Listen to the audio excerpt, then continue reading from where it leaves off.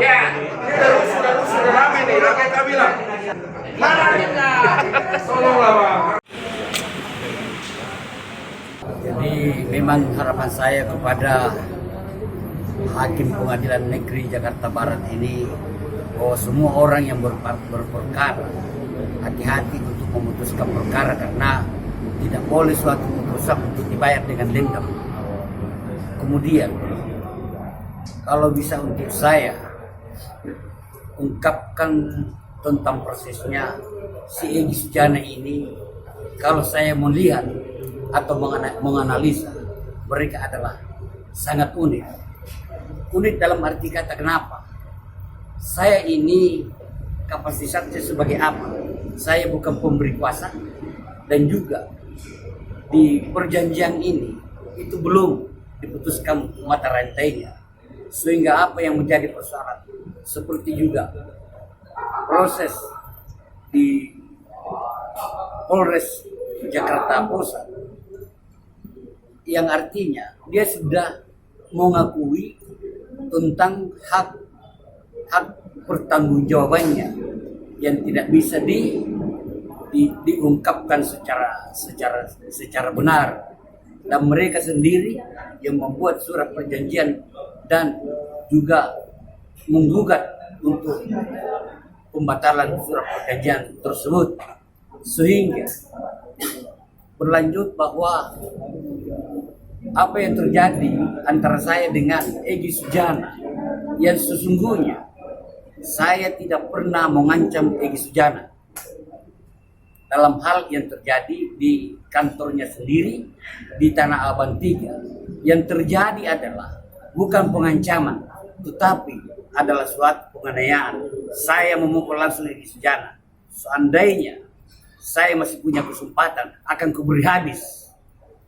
Justru ini juga baik dari Polres ini hati-hati untuk menyikapi tentang pasal-pasal, dan kalau saya melihat dengan pasal yang diterapkan itu tidak sesuai dengan apa yang saya lakukan atau tidak sesuai dengan tindakan saya, sehingga ya semoga juga dari pihak pengadilan, pihak kepolisian, jaksa nanti akan menjadi penuntut. Hati-hati. Saya dengan Ajis, peristiwa ini bukan hanya untuk berdasar kepada persoalan kami, tetapi saya mewakili tentang seluruh instansi.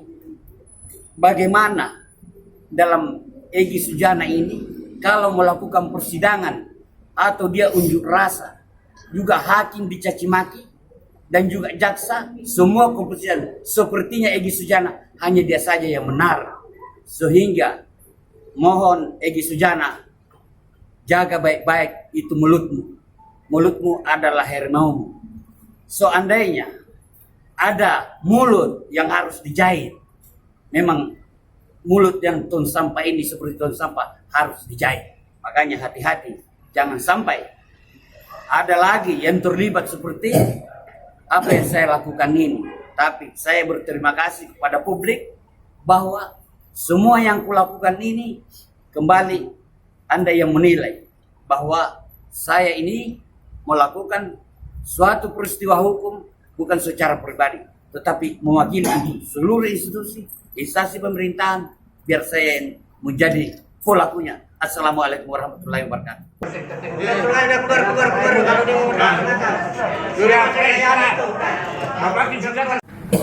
Hakim harus lebih teliti dalam memutuskan perkara ini.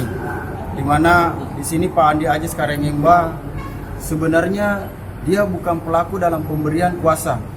Ada seseorang yang berhubungan langsung dengan Egy Sujana.